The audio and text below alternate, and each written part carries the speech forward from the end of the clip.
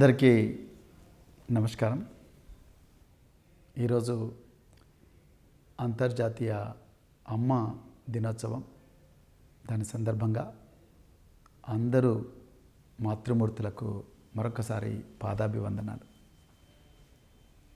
ఈరోజు మనందరికీ, ఈ దేశ ప్రజల్లో అందరికీ, దేశంలో ఉండే అమ్మలందరికీ ఆదర్శంగా నిలిచిన ఒక తల్లితో నేను ఈరోజు మాట్లాడడం జరిగింది. ఆ తల్లి ఎవరో కాదు, మనం నిన్న మాట్లాడుకున్న మరి పోక్సో కేసులో బాధితురాలు ఎవరైతే ఉన్నారో ఒక మైనర్ బాలిక, ఆ మైనర్ బాలికకు న్యాయం జరగాలని ఒక కేంద్ర హోంమంత్రితో వీరోచిత పోరాటం చేస్తున్న ఆ అమ్మాయి తల్లి ఈరోజు మనందరికీ గొప్పగా స్ఫూర్తినిస్తున్నది. ఎంతోమంది గూండా గ్యాంగులు మారణాయుధాలతో దాడి చేస్తారని తెలిసిన, మొత్తం అధికార యంత్రాంగం అంతా కూడా తన మీద పడి మరి వేధిస్తారని తెలిసినా కూడా ఆ తల్లి తన బిడ్డకు న్యాయం కోసం వీరోచితంగా పోరాటం చేస్తున్నది. ఆమెకు మరొక్కసారి హృదయపూర్వక వందనాలు. మరి నిన్న కేంద్ర హోంశాఖ సహాయ మంత్రి, బీజేపీ ఎంపీ బండి సంజయ్ గారి కుమారుడు అయిన బండి సాయి భగీరథ్ మీద రిజిస్టర్ అయిన ఈ కేసులో, పోక్సో కేసులో మనందరికి కూడా ఒళ్ళు గగురుపరిచే విషయాలు ఏవైతే తెలిసాయో అవన్నీ కూడా భారత రాష్ట్ర సమితి పార్టీ తెలంగాణ ప్రజల ముందర, దేశ ప్రజల ముందర పెట్టింది. ఈరోజు ఆ కుటుంబంతో నాకు మాట్లాడే అవకాశం దొరికింది. నేను ఆ తల్లితో మాట్లాడాను, కుటుంబ సభ్యులతో మాట్లాడాను. నాకు నిజంగా చాలా బాధ అనిపించింది, గుండె పిండేసినట్లయింది అనిపించింది. అదేవిధంగా కళ్ళల్లో నీళ్లు తిరిగినాయి. మనం ఇంత ఘోరమైన సమాజంలో బతుకుతున్నామా అని అనిపించింది. నిజానికి ఆ మైనర్ బాలిక చేసిన పాపం ఏంటి, ఆ కుటుంబం చేసిన పాపం ఏంటి? ఆమె ఆ బిడ్డకు న్యాయం జరగాలని ఆమె పడ్డ వేదన చూస్తే నిజంగా ఈ దేశంలో న్యాయం ఇంత ఘోరంగా ఉంటుందా? చట్టం ఉన్న వాళ్ళకు చుట్టంగా మాత్రమే ఉంటుందా అని అనిపించింది. ఆ తల్లితో మాట్లాడుతుంటే ఆమె చెప్పిన విషయాలు వింటే ఆశ్చర్యం వేస్తున్నది. మే 8వ తారీఖు నాడు సాయంత్రం 6 గంటల ప్రాంతంలో, 6:30 నుంచి 7 గంటల ప్రాంతంలో ఆమె ఒక 2-3 తెలిసిన వాళ్ళతో కంప్లైంట్ అంతా కూడా తీసుకొని పేట్ బషీరాబాద్ పోలీస్ స్టేషన్ పోతే ఆ కంప్లైంట్కు అక్నాలెడ్జ్మెంట్ ఇవ్వడానికి 5 గంటలు పట్టింది. మొట్టమొదట ఆ కంప్లైంట్లో ఉండే కంటెంట్స్ అన్నీ మార్చమన్నారు. ఇది కాదు, అది కాదు, పెద్ద పెద్దోళ్ళు ఉన్నారు, ఆ పెద్ద పెద్దోళ్ళ పేర్లు ఎందుకు రాస్తారు, అవన్నీ ఎందుకు అని చెప్పి అక్కడుండే స్థానిక పోలీస్ అధికారులు అందరు కూడా ఆ కంప్లైంట్ మార్చమన్నారు తప్ప దానికి అక్నాలెడ్జ్మెంట్ ఇవ్వమని చెప్పలేదు, ఇస్తామని చెప్పలేదు. చివరికి ఆ తల్లి, నా బిడ్డ, నేను ఇద్దరం కూడా ఈరోజు గౌరవ నరేంద్ర మోడీ గారు, ఈ దేశ ప్రధానమంత్రి తెలంగాణకు వస్తున్నారు, నేను ఆ సభలోనే ఆత్మహత్య చేసుకుంటానని భయపెట్టిస్తే తప్ప ఈ కేసుకు, ఆ కంప్లైంట్కు అక్నాలెడ్జ్మెంట్ ఇచ్చారు, కేవలం ఎఫ్ఐఆర్ ఇవ్వలేదు. నేను మాట్లాడినప్పటికీ అప్పుడప్పుడే ఎఫ్ఐఆర్ డీటెయిల్స్ ఆమెకు తెలుస్తూ ఉన్నాయి. అది ఈరోజు మధ్యాహ్నం 12 గంటల ప్రాంతంలో నేను ఆ తల్లితో మాట్లాడడం జరిగింది. అంటే కేసు నిన్న అక్నాలెడ్జ్మెంట్ ఇచ్చింది రాత్రి 12 గంటలకు. ఎఫ్ఐఆర్ కాపీ వచ్చిందని అనుకుంటున్నాను నేను. ఎఫ్ఐఆర్ కాపీ వచ్చిందో రాలేదు ఇంకా తల్లికి తెలియదు, ఆమెకేమీ తెలియదు. ఇది రేవంత్ రెడ్డి గారు హోంమంత్రిగా ఉంటే తెలంగాణలో 4 పాదాల నడుస్తున్న ధర్మం. ఇక రెండవ విషయం, माननीय प्रधानमंत्री नरेंद्र मोदी जी को नमस्कार।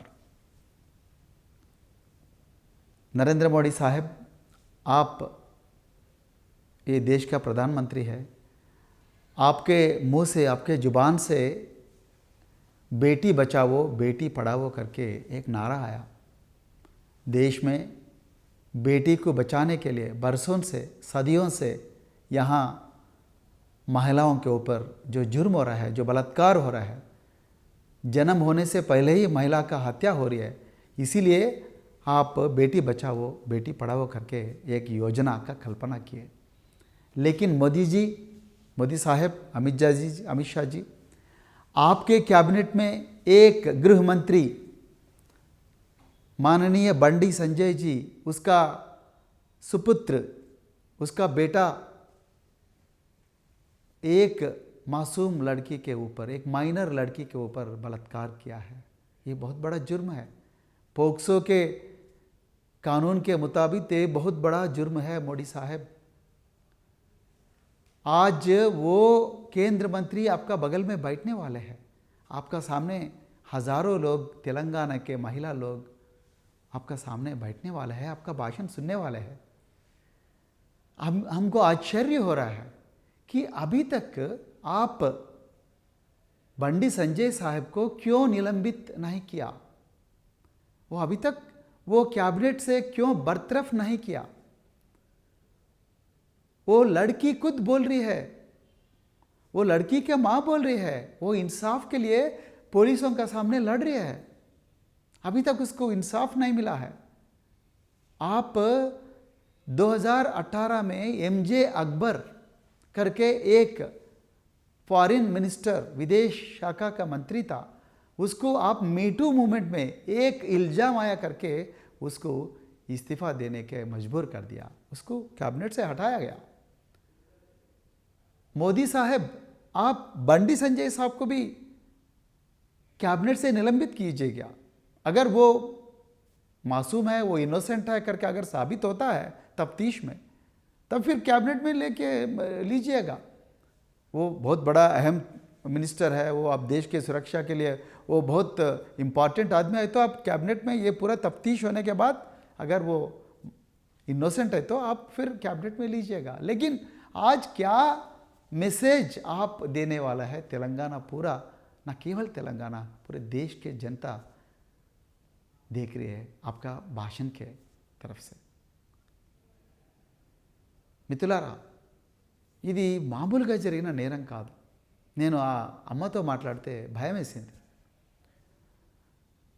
బండి సంజయ్ గారి కొడుకు బండి సాయి భగీరథ్, ఆయన మిత్ర బృందం ఎలాంటిదో నిన్న ప్రెస్ మీట్లో చెప్పిన, ఈ రౌడీ గ్యాంగులు ఎలా ఉంటాయనేది, గూండా గ్యాంగులు ఎలా ఉంటాయనేది వీడియోల సాక్ష్యాలతో సహా తెలంగాణ ప్రజలందరికీ వివరించే ప్రయత్నం చేశాను. వీళ్ళ మిత్రులందరూ కలిసి ఒక షరతులు పెట్టుకున్నారట, బెట్టింగ్. ఎట్లా మనం అమ్మాయిలను పడేయాలి, సోషల్ మీడియా ద్వారా అందమైన అమ్మాయిలను ఎట్లా మన వలలో వేసుకోవాలని దోస్తులందరూ కలిసి షరతులు పెట్టుకొని స్నాప్చాట్, ఇన్స్టాగ్రామ్లలో పింగులు చేసుకుంటా, మంచి మంచి ప్రొఫైల్స్కు పింగులు చేసుకుంటా, నేను ఆ కులమే, నువ్వు ఆ కులమే, మన ఇద్దరం ఒకటే కులం, మనందరం ఇట్లా చేసుకోవచ్చు అట్లా చేసుకోవచ్చు అని చెప్పి ఎంజాయ్ చేయొచ్చు లైఫ్ను, మీకు మంచి స్టేటస్ ఉంటుంది, అది ఇది అని చెప్పేసి షరతులు పెట్టుకొని అమ్మాయిలను తమ ఉచ్చులోకి లాగిండ్రు. ఇది ఆ తల్లి నాకు చెప్పింది. ఒక్కసారి ఆలోచించండి, మన అమ్మాయిలు అందరూ తెలంగాణలో సురక్షితమేనా? బీజేపీ అంటుంది నెక్స్ట్ టార్గెట్ బెంగాల్ తర్వాత నెక్స్ట్ టార్గెట్ తెలంగాణ అంటున్నారు. అంటే తెలంగాణలో ఉండే మా బిడ్డలందరినీ ఈ విధంగా ఉచ్చులోకి లాగుతారా బండి సంజయ్ గారి కుమారుడి లాగా?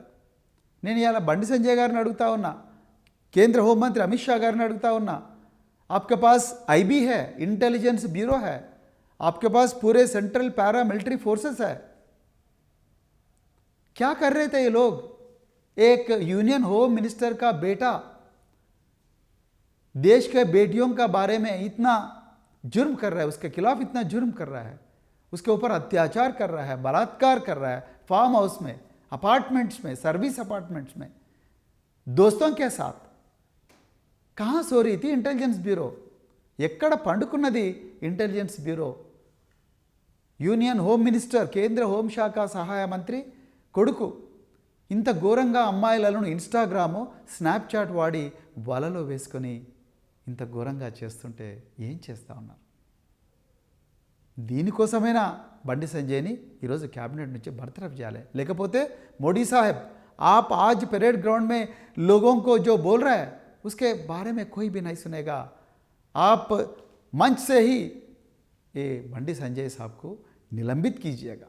अगर वो गुनहगार नहीं हो तो उसको फिर वापस में कैबिनेट में लीजिएगा, तफ्तीश होने दीजिएगा। ये लड़की का बात सुनिएगा, आप लड़की को अपना प्रधानमंत्री कार्यालय को बुलाइएगा।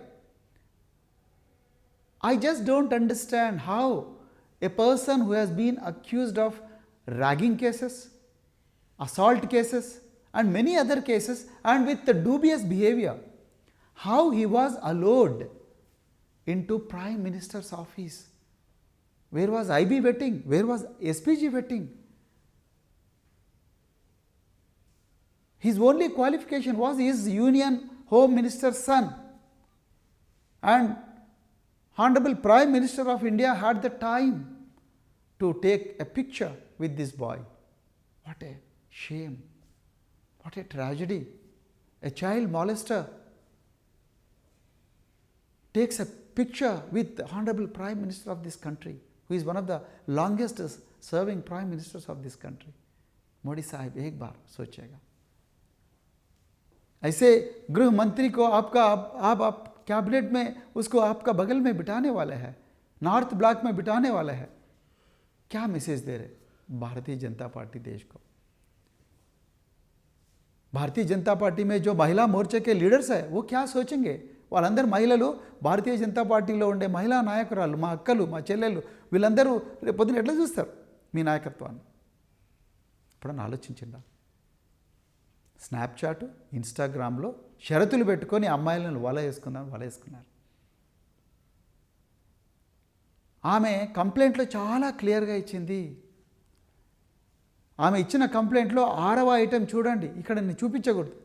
6వ ఐటెం చూడండి, చాలా క్లియర్గా నా బిడ్డ మీద సెక్సువల్ అసాల్ట్ జరిగింది, నా బిడ్డ మైనర్ కాబట్టి వీటిని ఎదిరించలేకపోయింది అని చెప్పిండ్రు.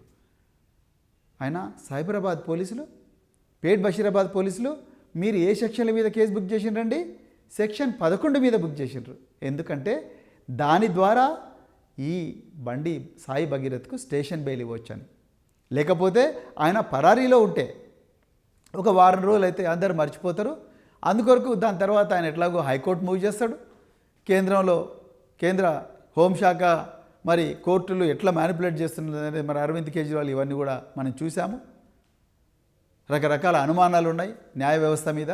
సో అక్కడ పోయి మరి యాంటిసిపేటరీ బెయిల్ తెచ్చుకునే ప్రయత్నం చేస్తారు. సో యాంటిసిపేటరీ బెయిల్ వచ్చిన తర్వాత మాదే ఉన్నది, యాంటిసిపేటరీ బెయిల్ తెచ్చుకున్నాడు కదా, అంతవరకు అయితే దాచిపెట్టుకోండి అని చెప్పి మరి బండి సంజయ్ గారికి రేవంత్ రెడ్డి గారు చెప్తే, ఆయనే హోంశాఖ మంత్రి కాబట్టి బండి సంజయ్ గారికి హింట్ ఇచ్చినట్టుగా చాలా క్లియర్గా చదువురానోళ్ళు కూడా అర్థమవుతుంది.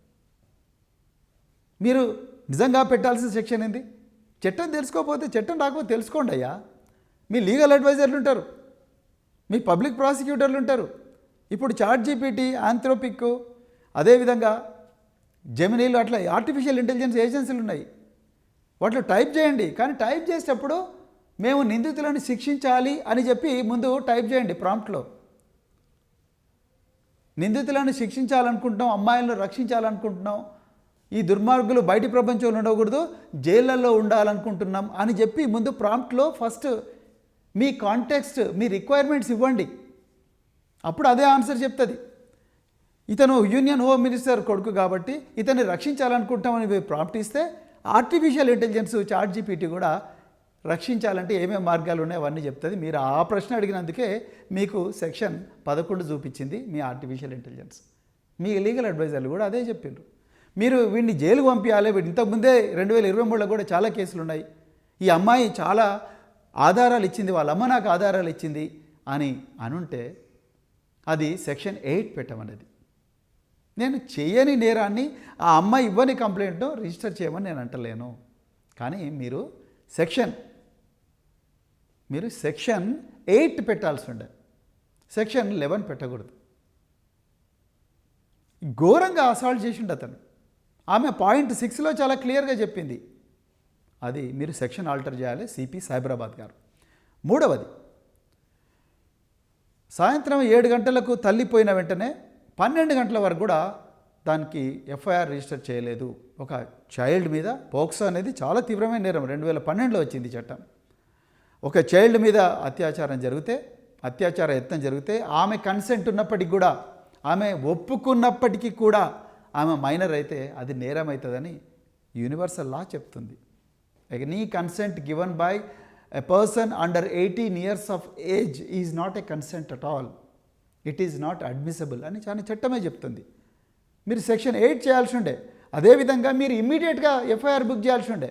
మీరు ఎఫ్ఐఆర్ బుక్ చేయకుండా కరీంనగర్ పోలీసులకు ఒప్పందిస్తే, ఆర్ బండి సంజయ్ ఒప్పందిస్తే, బండి సంజయ్ కరీంనగర్ పోలీసులను ఇన్ఫ్లుయెన్స్ చేసి ఆయన అక్కడ 2 Town పోలీస్ స్టేషన్లో బాధితురాలిని నిందితురాలుగా చిత్రీకరిస్తూ మీరు ఒక ఎఫ్ఐఆర్ చేసిండ్రు. ఈరోజు ఆ తల్లి ఏం బాధపడుతుందంటే, అయ్యా నా బిడ్డను అత్యాచారం చేస్తే నాకు న్యాయం చేస్తారనుకున్నాను తెలంగాణ పోలీసులు, ఈ ముఖ్యమంత్రి రేవంత్ రెడ్డి గారు, కానీ నన్ను నిందితురాలుగా మారుస్తారని నేను కలలు కూడా అనుకోలేదు నాయన అన్నది ఆమె.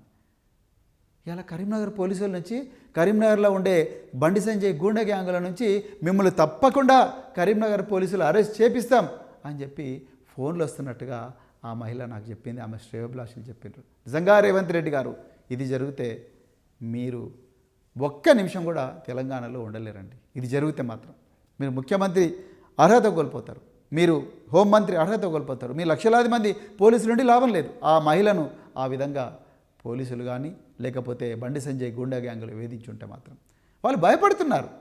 ఇలా వీళ్ళు కరీంనగర్లో పట్టపగలే లాఠీలు తీసుకొని కవాతు చేసుకుంటూ కరీంనగర్ ఎమ్మెల్యే క్యాంప్ ఆఫీస్ను దాడి చేసి ఒక సిట్టింగ్ ఎమ్మెల్యే కారును ధ్వంసం చేసిన వాళ్ళు రేపు మమ్మల్ని చేయడానికి గ్యారంటీ ఉన్నది అని భయపడతా ఉన్నారు. మాననీయ మోడీ జాబ్ ఆ జాబ్ మంచ్ సే ఏ బండి సంజయ్ ये गुंडागिरी करने वाले एमपी करीमनगर इसको जरूर निलंबित करना साहब, तब भी आपका बातों के यकीन होगा लोगों को, otherwise nobody will believe you sir, nobody will believe your words, nobody will believe your मन की बात. Please note this Modi Saheb. ఇకపోతే మరి ఈ అమ్మాయి మైనరు, ఈ అమ్మాయి తల్లి ఫిర్యాదుదారు. నిజంగా మెడకాయ మీద తలకాయ ఉన్న పోలీసులు కానీ ఈ బాధితురాలికి న్యాయం చేయాలనుకున్న ఏ పోలీస్ అధికారి అయినా కూడా వెంటనే మెజిస్ట్రేట్కి కాల్ చేసి, సార్ ఇద్దరు విక్టిమ్స్ వచ్చిండ్రు, ఆ తల్లి బిడ్డల స్టేట్మెంట్ అర్జెంటుగా రికార్డ్ చేయాలి, దయచేసి మా మహిళా పోలీస్ అధికారులందరినీ కూడా పెట్టిస్తాము, మీరు దయచేసి స్టేట్మెంట్ రికార్డ్ చేయాలని చెప్పాలిగా. ఇప్పటి వరకు ఆ తల్లి చెప్తుంది, నా దగ్గరికి ఏ పోలీస్ ఆఫీసర్ కూడా అప్రోచ్ అవ్వలేదు వీళ్ళ స్టేట్మెంట్ రికార్డ్ చేస్తామని అని అంటున్నారు. ఏంటి డీజీపీ గారు, మరి ఇదేనా మీరు కొత్తగా వచ్చారు, మీరు కొత్తగా వస్తే పోలీసింగ్ కొత్తగా మారుతుంది అనుకున్నాం, మరి ఎందుకు డీజీపీ గారు ఆ తల్లి దగ్గరికి, డీజీ ర్యాంకులో ఉన్నారు ఆఫీసర్లు, ఇప్పుడు మహిళా అధికారులు మంచి రెప్యుటేషన్ ఉన్న అధికారులు ఉన్నారు. డీజీపీ ర్యాంకులో ఈ రాష్ట్రంలో ఎంతోమంది మహిళా అధికారులు సీనియర్ పోలీస్ ఆఫీసర్లు ఉన్నారు. కొంతమంది ఉమెన్ సేఫ్టీ, కేసీఆర్ గారి సమయంలో డైరెక్టర్ జనరల్ ఉమెన్ సేఫ్టీగా కూడా పనిచేసిన గొప్ప గొప్ప పేరున్న అధికారులు ఉన్నారు. దయచేసి వాళ్ళ అందరినీ కలిపి ఒక సిట్ వేయండి కదా, సిట్ వేసి అర్జెంటుగా వాళ్ళను ఆ బాధితురాలు ఇంటికి పంపించండి కదా డీజీపీ గారు. ఎందుకు పంపించడం లేదు, ఎందుకంటే రేవంత్ రెడ్డి బండి సంజయ్ని కాపాడాలనుకుంటున్నాడు, బండి సంజయ్ రేవంత్ రెడ్డిని కాపాడాలనుకుంటున్నాడు. రేవంత్ రెడ్డి చేసే కుంభకోణాలన్నీ సిబిఐ ఈడీలు రాకుండా బండి సంజయ్ కాపాడుతూ ఉన్నాడు, కిషన్ రెడ్డి కాపాడుతూ ఉన్నాడు. అందుకొరకు బండి సంజయ్కి ప్రాబ్లం వచ్చినప్పుడు రేవంత్ రెడ్డి బండి సంజయ్ని కాపాడాలనుకుంటున్నాడు. కాబట్టే ఈ రాష్ట్ర హోంశాఖ మంత్రి ఆయన రేవంత్ రెడ్డి గారు డీజీపీ గారికి ఆదేశాలు ఇచ్చినట్టుగా మేము అనుకుంటున్నాం. లేకపోతే మీరు సిట్ వేయండి కదా, మీరు సిట్ వేసి మరి డీజీపీ ర్యాంకులో ముగ్గురు నలుగురు మహిళా అధికారులు ఉన్నారు, వాళ్ళ పేర్లు చెప్పాల్సిన అవసరం లేదు, మంచి రెప్యుటేషన్ ఉంది వాళ్ళకు. అదేవిధంగా మీకు ఒక కమిషనర్ పోలీసు కూడా మహిళనే ఉన్నారు, వాళ్ళందరినీ పంపించి ఒక సిట్ వేసి అర్జెంటుగా అమ్మాయి దగ్గర పంపించి మీరేమైనా చేయండి, నిందితుడు జైలుకు పోవాలంటే ఒక్క నిమిషం ఆనంద్ గారు, ఒక్కటే నిమిషం, మనందరం కూడా అదే డిపార్ట్మెంట్లో పనిచేసినాం, ఒక్కటే నిమిషం నిజంగా మీరు తలుచుకుంటే 2 నిమిషాల్లో ఆ పిల్లగాడు అజ్ఞాతం నుంచి బయటకు వస్తాడు. కానీ మనం తలుచుకోవడం లేదు కాబట్టి ఆయన రేపు యాంటిసిపేటరీ బెయిల్కి అప్లై చేస్తాడు, ముందస్తు బెయిల్కి అప్లై చేస్తాడు, బరాబర్ వస్తుంది. ఎందుకంటే మీరు పెట్టినవి సెక్షన్ 11 చిన్న చిన్న కేసులు పెట్టిర్రు, 2 సంవత్సరాలు 3 సంవత్సరాల శిక్ష. అందుకొరకు అర్జెంటుగా దీంట్లో 164 అంటే 183 బిఎన్ఎస్ఎస్, 164 సిఆర్పిసి స్టేట్మెంట్ అర్జెంటుగా రికార్డ్ చేయాలి. ఇంకొక ముఖ్యమైన విషయం, సంగప్ప అని ఒకప్పుడు V6లో పనిచేసిన ఒక జర్నలిస్టు గత 3 సంవత్సరాల నుంచి బీజేపీలో అధికార ప్రతినిధిగా పనిచేస్తున్నారు. ఈ సంగప్ప గారు ఏప్రిల్ నెలలో 22 నుంచి 20వ తారీఖు మధ్యలో ఈ సంవత్సరం ఈ బాధిత కుటుంబం దగ్గరికి వెళ్ళి వాళ్ళందరితో మాట్లాడి వాళ్ళందరినీ తీసుకొని హైదరాబాదులో జూబ్లీ హిల్స్లో నివాసం ఉంటున్న బండి సంజయ్ గారి ఇంటికి వీళ్ళను తీసుకుపోయినరు. ఆ అమ్మాయి తన బాధంతా వెళ్ళబుచ్చుకున్నది. ఇగో మీ కొడుకు నన్ను ఇడివంగా చేసిండు, ఇగో వీడియోలు ఇట్లున్నాయి, చాటింగ్లు ఇవి ఉన్నాయి, అవన్నీ ఉంటే బండి సంజయ్ గారు చెప్పింది ఏందా అంటే ఆ అమ్మ నాకు చెప్పిందండి. బండి సంజయ్ గారు చెప్పింది ఏంటంటే, మీరు మీ బిడ్డ ఎంతమందితో తిరిగిందో ఏందో నాకు తెలియదు, నేను మాత్రం దీనికి ఒప్పుకునే సవాలే లేదు. ఇంకోటి కూడా మీకు ముచ్చట చెప్పాలనుకుంటున్నా, నేను మా బీజేపీ పార్టీ నన్ను బీజేపీ రాష్ట్ర అధ్యక్షుడి పదవి నుంచి తీసేస్తే నా కోసం 8 మంది ఆత్మహత్య చేసుకున్నారు. ఇంకా నా సంగతి ఏందో మీకు అర్థమైంది కదా.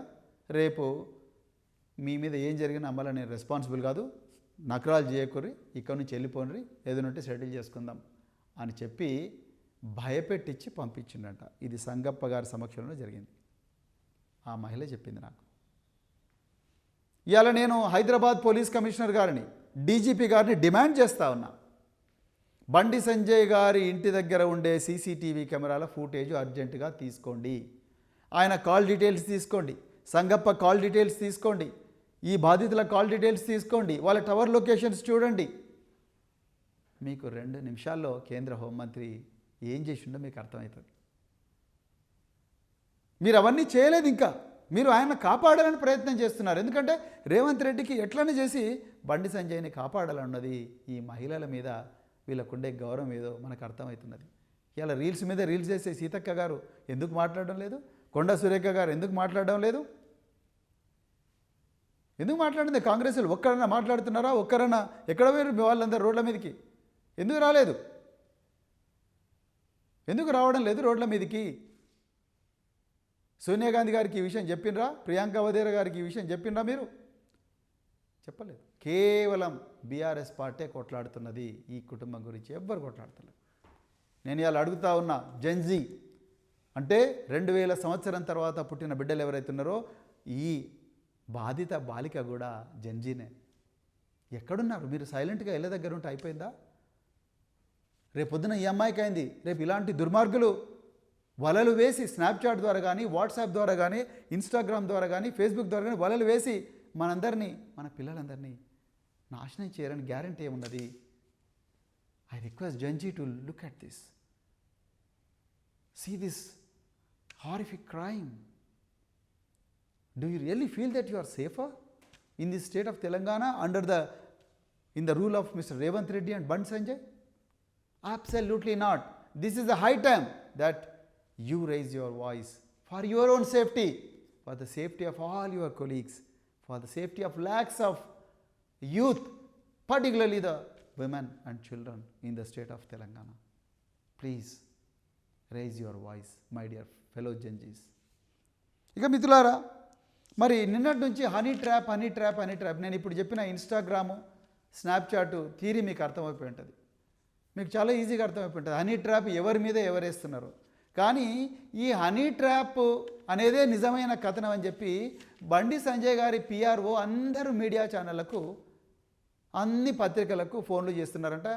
మాకు కొంతమంది ఛానల్ వాళ్ళు, కొంతమంది పత్రికల వాళ్ళు చెప్తున్నారు, మాకు ప్యాకేజ్ కూడా చూపిస్తున్నారు వాళ్ళు. మీరు ఇది వేయకపోతే మీకు ఇంత ప్యాకేజ్, మీకు వేయకపోతే ఇంత ప్యాకేజ్, ఇది పబ్లిష్ చేయకపోతే ఇంత. అందుకొరకే మీరు చూడండి మిత్రులారా, ఇవాళ ఆంధ్రజ్యోతి మొదటి పేజీలో ఎక్కడ కూడా ఈ మైనర్ బాలిక మీద కేంద్ర మంత్రి కొడుకు చేసిన అత్యాచారం గురించి ఎక్కడ కూడా రాలేదు మొదటి పేజీలో.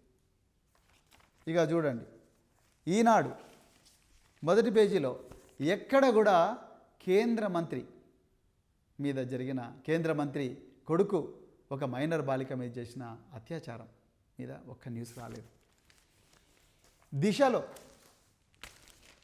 ఎక్కడ కూడా మీరు చూడండి, శంకుస్థాపనలు ప్రారంభోత్సవాలే వీళ్ళకి ముఖ్యం. మన భద్రత ఏ మాత్రం కూడా లేదు. చూడండి, దిశలో కూడా ఎక్కడ కూడా వినోదం లేదు. కేవలం ఈ న్యూస్ వచ్చింది ఒక్కటే ఒక పత్రిక, నమస్తే తెలంగాణ ఫ్రంట్ పేజీలో వేసిండ్రు.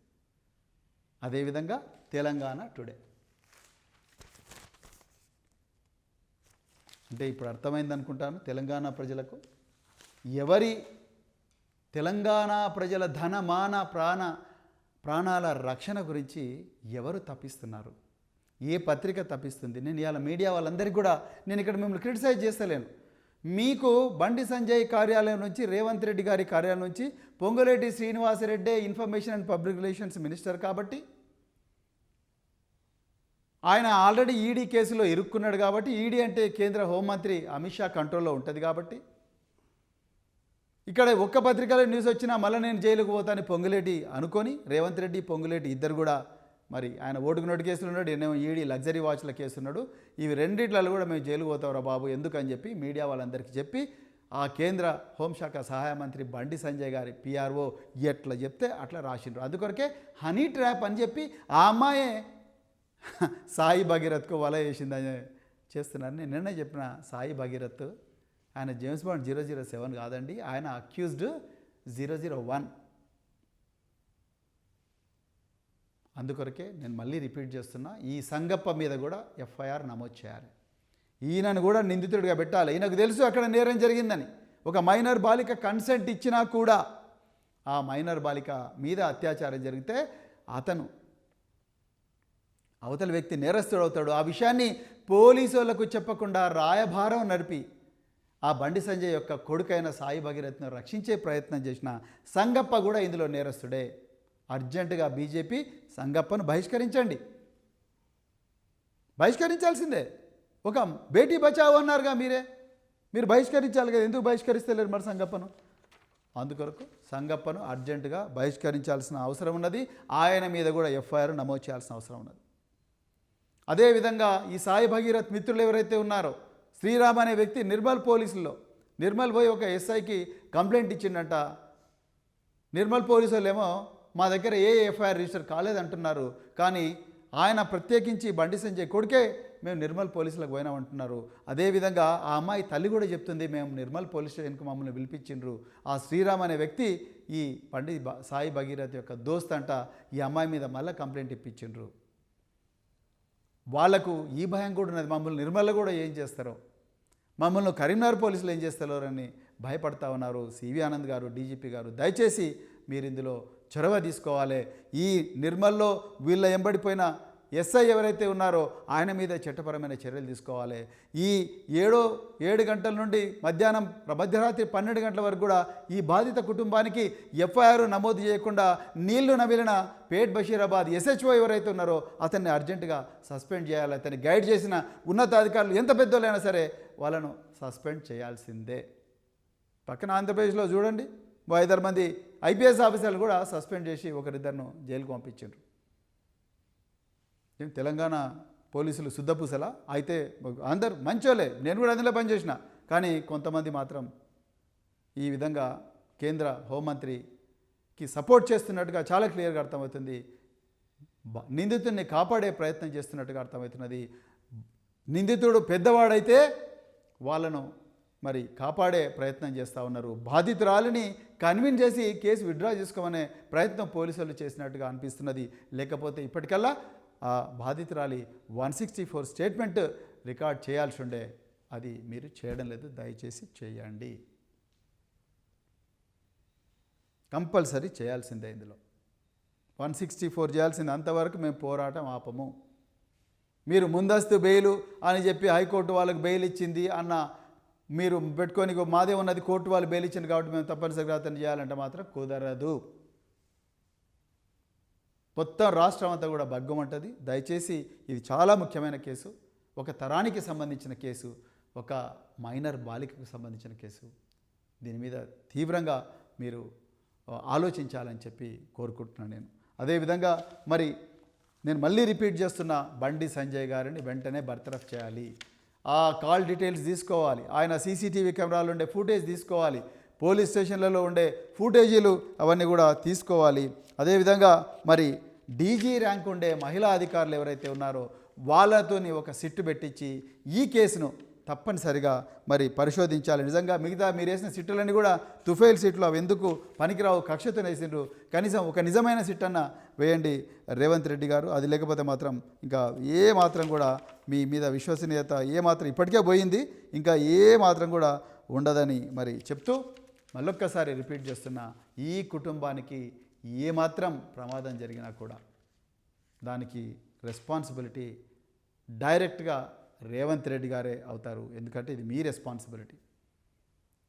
వాళ్ళ మీద ఏమాత్రం దాడి చేయదు. ఎందుకంటే నేను ఇంతకుముందే చెప్పిన నిందితుడి నాన్న వీళ్ళిద్దరు కూడా మరి వాళ్ళు రకరకాల గూండా గ్యాంగులు నడిపిస్తూ ఉన్నారు. అందుకొరకు మరి వాళ్ళందరి నుంచి ఈ కుటుంబానికి రక్షణ కావాలంటే తప్పకుండా ఆ బిడ్డను కాపాడుకోవాలి. ఆ బిడ్డ స్టేట్మెంటు, అదేవిధంగా వాళ్ళ అమ్మగారి స్టేట్మెంటు, వీడియో రికార్డింగు కేవలం మహిళా అధికారులే ఉండగా ఒక మహిళా మేజిస్ట్రేట్ ముందర చేయిస్తే బాగుంటుంది, అదే చేయాలి చట్ట ప్రకారం అని చెప్పి కోరుకుంటూ అది ఈరోజే చేయాలి. అప్పుడే మీ విశ్వసనీయత. అంతే తప్ప ప్రధానమంత్రి గారి సభ ఉంది, ప్రధానమంత్రి సభ ఆ బందోబస్తు ఉందని తప్పించుకోవడం ప్రయత్నం చేయకండి. మేము కూడా బందోబస్తులు చేసినాం, మేము కూడా ప్రైమ్ మినిస్టర్ల బందోబస్తు చేసినాం, ప్రెసిడెంట్ ఆఫ్ ఇండియాలో బందోబస్తు చేసినాం. బందోబస్తులో ఒక 5-6 మంది పోలీస్ ఆఫీసర్లు లేకపోతే ఏం కాదు. డీజీ ర్యాంక్ అధికారులు అందరూ కూడా బందోబస్తులో యూనిఫామ్ వేసుకొని చేయాల్సిన అవసరం లేదు. అందుకొరకు మీరు దయచేసి సీనియర్ అధికారులందరూ కూడా ఇప్పుడే వాళ్ళను సంఘటనా స్థలానికి పురమాయిస్తారని చెప్పి కోరుకుంటూ మరొకసారి ఈ అవకాశం ఇచ్చిన మిత్రులందరికీ కూడా ధన్యవాదాలు చెప్తూ, ఈ కుటుంబానికి బాసటగా నిలబడ్డ సోషల్ మీడియా వారియర్లకు, యూట్యూబర్లకు, ఎందుకంటే ప్రధాన స్రవంతి మీడియా వాళ్ళందరూ కూడా మరి బండి సంజయ్ మేనేజ్ చేస్తున్నాడు, పొంగులేటి మేనేజ్ చేస్తున్నాడు. కానీ మీరందరూ కూడా ఈ కుటుంబానికి బాసటగా నిలబడ్డందుకు, బీఆర్ఎస్ పార్టీ నాయకత్వానికి మరొకసారి ఈ కుటుంబానికి అండగా నిలబడ్డందుకు, వాళ్ళ కోసం ఎంతటి పోరాటానికైనా తెగిస్తున్నందుకు బీఆర్ఎస్ నాయకత్వానికి, మా వర్కింగ్ ప్రెసిడెంట్ కేటీఆర్ గారికి, అదేవిధంగా మా తెలంగాణ తొలి ముఖ్యమంత్రి కేసీఆర్ గారికి అందరికీ కూడా హృదయపూర్వక ధన్యవాదాలు చెప్తూ, జై తెలంగాణ, జై కేసీఆర్.